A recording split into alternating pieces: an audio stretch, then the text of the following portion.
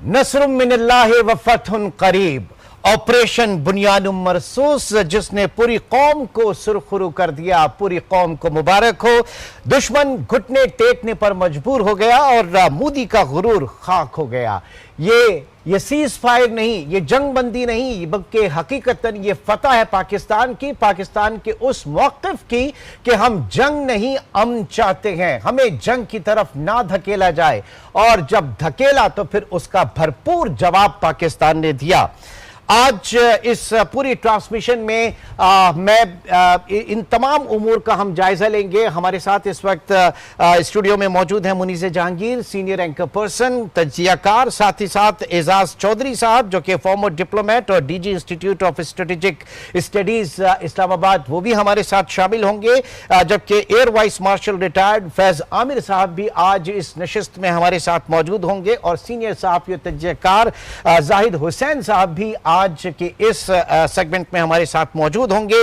सबसे पहले मुनीज़ जहांगीर की तरफ चलता हूं। मुनीज़, इस वक्त पूरी कौम को मुबारकबाद, आपको भी मुबारक हो। और जिस तरीके से पाकिस्तानी फौज ने, पाकिस्तानी एक एक सिपाही ने और एक एक पाकिस्तानी ने जो उसका जज्बा था, जो उसका एक दीदनी जज्बा था, एक शहादत के हवाले से, अमन के हवाले से, और इस पूरे पैराए को आपने किस तरह से देखा? क्योंकि पिछले 10-12 घंटे में जिस तरीके से पाकिस्तान ने रिटेलिएट किया, पाकिस्तान कह रहा था कि हम जब जवाब देंगे तो दुनिया देखेगी, और फिर वाकई दुनिया ने देखा और फिर दुनिया बीच में आई। वो लोग बीच में आए जो कह रहे थे कि ये इनका आपस का मामला है, ये खुद हल कर लेंगे।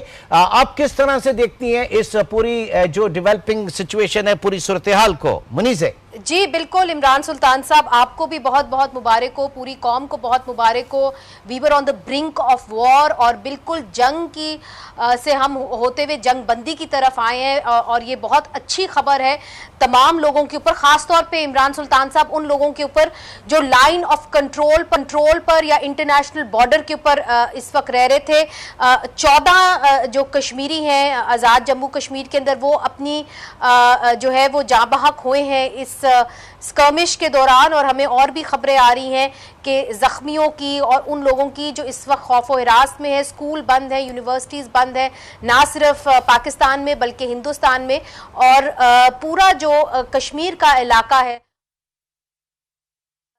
सहमा हुआ कश्मीर का इलाका है। और वो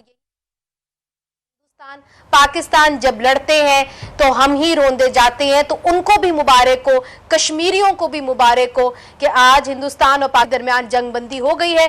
अहम खबर इमरान सुल्तान साहब ये भी है कि ये भी कहा जा रहा है कि अब दोनों मुल्क जो हैं किसी तीसरे कंट्री के अंदर की तीसरी न्यूट्रल साइट के ऊपर ये कहा जा रहा है कि वो आपस में बातचीत करेंगे और उन तमाम इश्यूज के ऊपर बातचीत करेंगे जिसके ऊपर अभी तक बातचीत बंद थी। जैसे कि आप सबको पता है कि हमारे सफारती ताल्लुकात जो थे वो बंद थे, हिंदुस्तान और पाकिस्तान के दरमियान जो उनके हाई कमिश्नर्स थे वो फुल फ्लेजेड हाई कमिश्नर्स नहीं थे, और जो हमारी ज़्यादातर तजारत हो रही थी वो दुबई के ज़रिए या UAE के ज़रिए हो रही थी।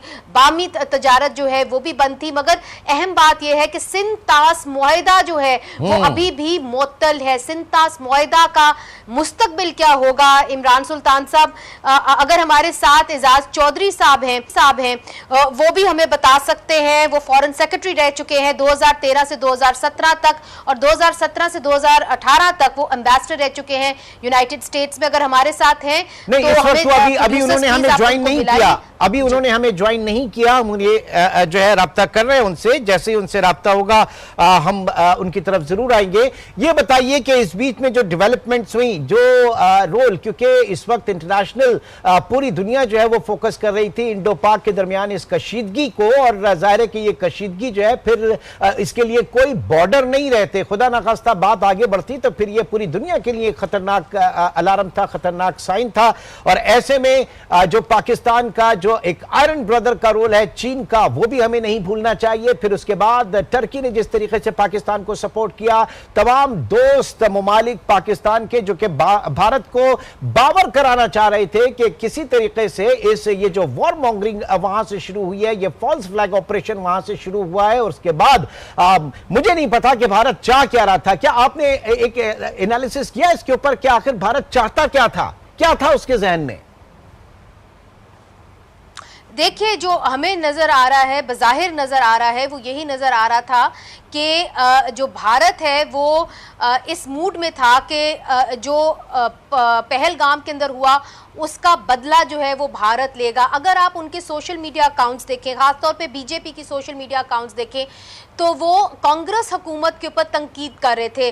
वो साबिक वजीर आजम मनमोहन सिंह के ऊपर तंग थे और वो ये कह रहे थे कि मनमोहन सिंह ने हमेशा बातचीत को ज़्यादा तरजीह दी और पहल की बातचीत के हवाले से। उसके बाद मुंबई हमले हुए, उसके बाद मजीद और जो है हमले हुए भारत के ऊपर। तो वो ये कह रहे थे कि नरेंद्र मोदी जो है वो एक नई शक्ल, नया रूप है भारत के लिए, और अगर फिर से वहां पे दहशतगर्द हमला हुआ तो उसका जवाब जो है वो पाकिस्तान को बराह रास्त डायरेक्टली देंगे। और पाकिस्तान को ये समझ आना चाहिए कि हिंदुस्तान इस दफा जो है डायरेक्टली अटैक करेगा। तो वो एक अपना इमेज बना रहे थे कि ऐसा होगा। फिर अगर आप उनके टीवी चैनल्स को देखिए तो उन्होंने ये बार बार, और ये जो है नरेंद्र मोदी के प्रेफर्ड टीवी चैनल्स हैं हिंदुस्तान के अंदर, वो बार बार ये कह रहे थे कि हमने पाकिस्तान को स्क्वीज कर दिया, हमने पाकिस्तान को क्रश कर दिया है। जिसके बाद जो है हमने देखा कि रिटेलिएटरी अटैक हुआ और फिर जंगबंदी के तरफ मामला गए। ये बात कहना बहुत ज़रूरी है कि पाकिस्तान की जो हुकूमत है वो बार बार ये कहती रही कि हम अमन पसंद मुल्क हैं। अभी भी नवाज शरीफ साहब की जो ट्वीट आई है, उन्होंने कहा है कि पाकिस्तान अमन की तरफ जाना चाहता है, मगर अगर हमारे ऊपर कोई हमला करेगा तो हम फिर उसका जवाब भी देना जानते हैं। तो पाकिस्तान बार बार ये बात कह रहा था कि हम थर्ड पार्टी इंटरवेंशन चाहते हैं, हम चाहते हैं कि आप तहकीकात कराएं पहलगाम की और जाफर एक्सप्रेस की, और फिर हम आगे बातचीत चलाएं। मगर हिंदुस्तान का ये मौक़िफ़ हमेशा रहा है कि जी मुंबई अटैक्स के ऊपर हमने आपको एविडेंस दी, फिर हमने पठानकोट के ऊपर आपको एविडेंस दी और उसके नतीजे में कुछ हुआ नहीं। हालांकि अगर आप मुंबई अटैक्स के हवाले से बात करें तो उसका केस अभी तक चल रहा है। ज़रूर सुस्त रवि का शिकार है, हम मानते हैं, मगर केस ज़रूर चल रहा है और लोगों को हिरासत में लिया गया है। तो यही एक्सपेक्टेशन थी कि हिंदुस्तान पाकिस्तान को कुछ शाहिद फराहम करेगा, जिसके लिए एक मैकेनिज्म ऑलरेडी अवेलेबल है। अब ये हुआ है इमरान सुल्तान साहब के, जो नरेंद्र मोदी साहब का एक एटीट्यूड था that we do not need Pakistan, we are too big, we are too strong and we are economically very very viable. तो अब वो जो एक घुमंड है वो कम हुआ है। और आप देखिए कि वो कितना कम हुआ, वो कितना, जरा उस कोलैटरल डैमेज, एक तो होता है डैमेज और एक होता है कोलैटरल डैमेज, उसकी तरफ मैं आता हूं। और अब तारीख के हिस्सा बन जाएगा, फिक्रा बन जाएगा DGI-SPR का स्टेटमेंट के now you have to wait for our response, ये एक तारीख का हिस्सा बन जाएगा। उसके बाद हमने देखा कि जिस तरीके से पाकिस्तानी शाहीन जो है वो हिंदुस्तान के ऊपर कहर बन के टूटे, सिर्फ फतह 1 और JF-17 थंडर जो हैं उन्होंने भारत को घुटने टेकने पर मजबूर कर दिया। आज जो पिछले 10-12 घंटों के दौरान पाकिस्तान ने जिस तरीके से रिटेलिएट किया, एयर बेसिस जो तबाह किए, नई दिल्ली के, उधमपुर के, पठानकोट के, हिलवार के, गुजरात के, अखनौर के, इसके अलावा ब्रह्मोस जो कि उसके ऊपर राफेल के बाद अगर उनका किसी के ऊपर बहुत तकिया था, बहुत बड़ी ढाल थी, तो वो ब्रह्मोस को समझते थे। उसके स्टोरेज साइट नगरोटा को भी पाकिस्तान ने तहस नहस कर दिया। जिन पोस्टों को तबाह किया गया पाकिस्तान की तरफ से, उसमें भटिंडा, सिरसा, सूरत एयरफील्ड, रेतानवाली और डना पोस्ट जो है वो शामिल हैं। इन सब को पाकिस्तान ने कोलैटरल डैमेज के अंदर ये लेकर आएंगे। इनका बहुत भारी नुकसान इस वक्त हुआ, जबकि उड़ी की सप्लाई जो है वहां पर भी पाकिस्तान ने जो है वो एक हमला किया। तो 5 घंटे के अंदर पाकिस्तान ने वाज़े बरतरी हासिल कर ली। मनी से ये बताइएगा कि अब आइंदा आपको लगता है कि भारत इतनी सख्त हजीमत के बाद इस तरह की किसी भी एग्रेशन का या फॉल्स फ्लैग ऑपरेशन की हिम्मत कर सकता है? पाकिस्तान ने कितना मजबूत, जामे और मौसर जवाब दिया है? देखिए, ये तो कहना बहुत मुश्किल है कि भारत क्या करेगा, इसलिए चूंकि उन्होंने जो कुछ किया है उनके अपने लोग भी इसको प्रिडिक्ट नहीं कर सकते। मगर मैं जो जयशंकर साहब की एक ट्वीट आई है उसके अंदर उन्होंने बड़ी क्लियरली कहा है कि हम मामलात को देखेंगे और हम इसके ऊपर नज़र रखेंगे। तो इन्होंने बड़ी कॉशियसली इस सीज फायर को वेलकम किया है। और अगर आप नरेंद्र मोदी साहब की एक पास्ट उनका देखें तो वो हमेशा से ये कहते रहे हैं कि जो भी दहशतगर्दी का हमला होगा तो हम मुंह तोड़ जवाब देंगे।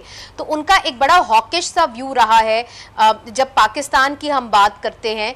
और माजी के अंदर भी हमने देखा है कि उन्होंने बातचीत को तरजीह नहीं दी। उन्होंने हमेशा ये बात समझी है कि जी हमें पाकिस्तान की जरूरत नहीं है।